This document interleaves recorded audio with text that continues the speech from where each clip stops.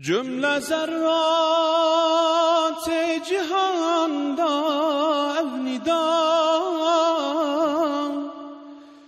کرن کازه پک و گوتن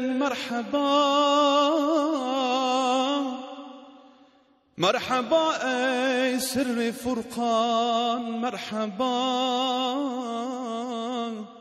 مرحبا ای درد درمان مرحبا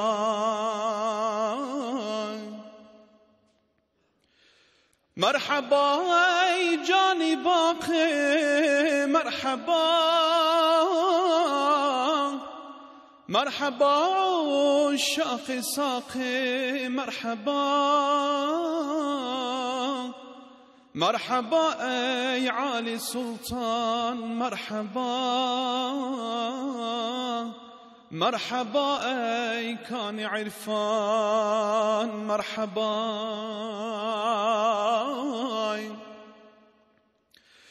مرحبا ای شمس تابان مرحبا ای جان جانان مرحبا ای قرة العین خلیل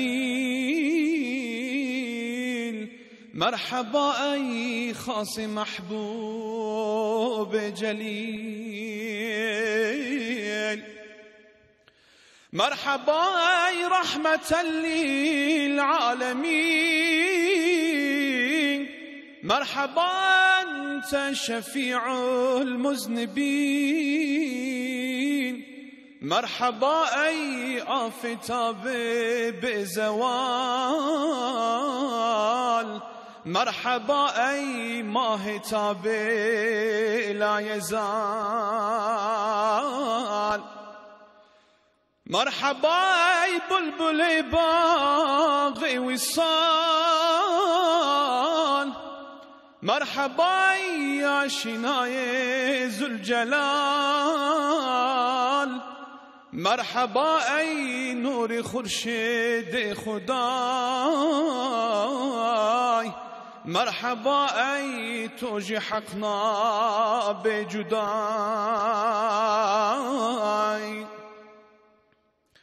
مرحبا مطلوب عالم هر توی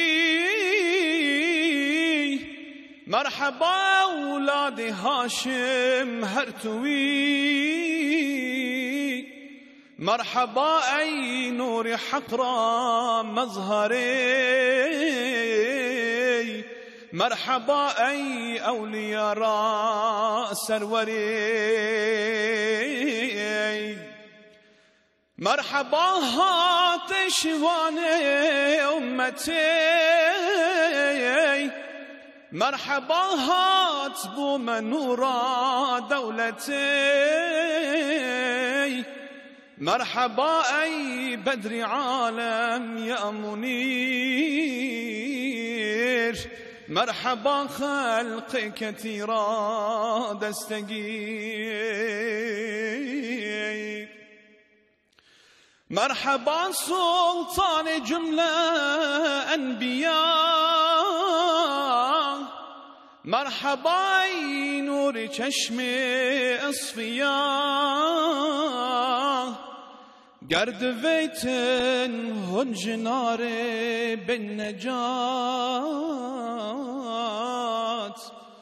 بعشق و شوقكم ببيجن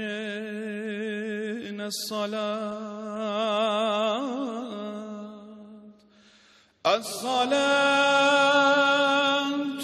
والسلام عليك يا